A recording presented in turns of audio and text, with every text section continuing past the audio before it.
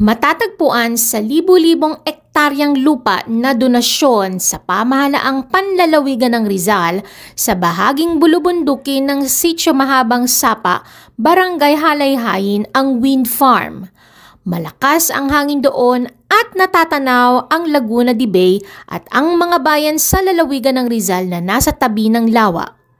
Pero paano nga ba nakakapag-supply ng kuryente ang mga wind turbines? Ating alamin at panoorin ang video na ito hanggang dulo.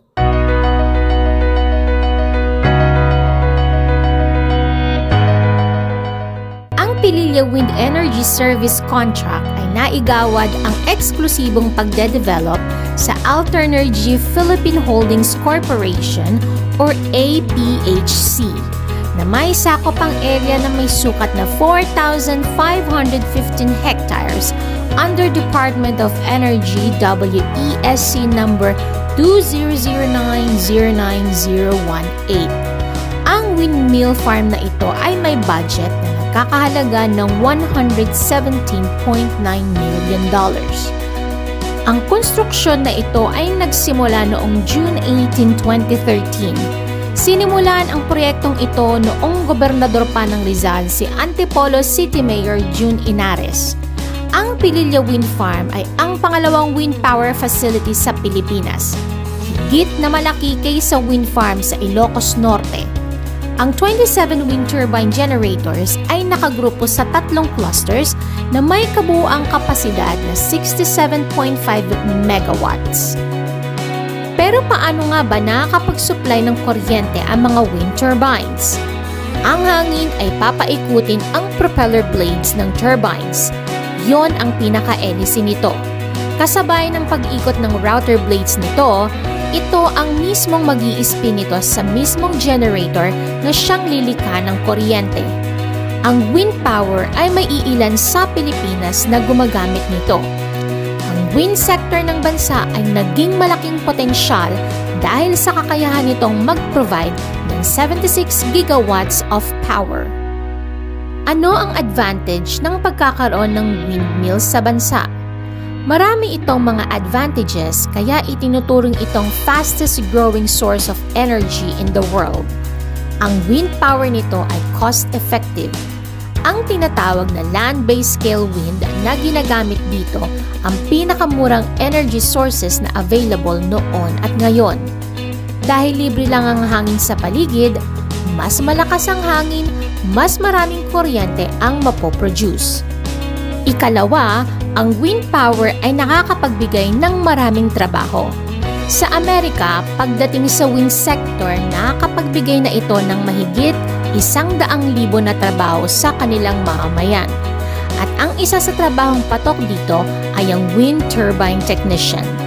Ayon sa Wind Vision Report na ang pagtatayo ng mga wind turbines ay may kakayahan na makapagbigay ng mahigit 600,000 na trabaho pagdating sa manufacturing, installation, maintenance at supporting services. Ikatlo, ang wind power ay nakakapagdulot ng paglago ng industry ng isang bansa at nagiging competitive ito.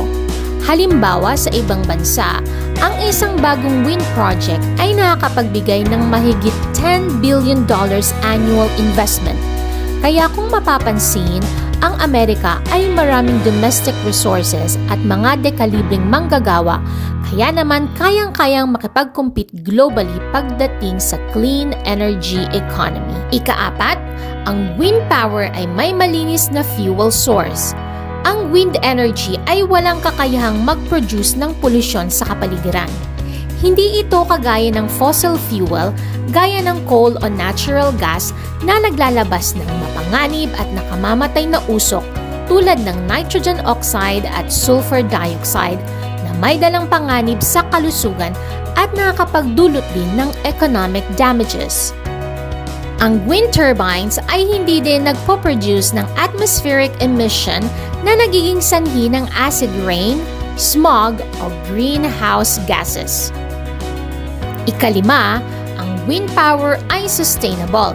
Ibig sabihin, hanggat may hangin, iikot ang wind turbines at hanggat umiikot ito, tuloy-tuloy ang pag-produce nito ng kuryente.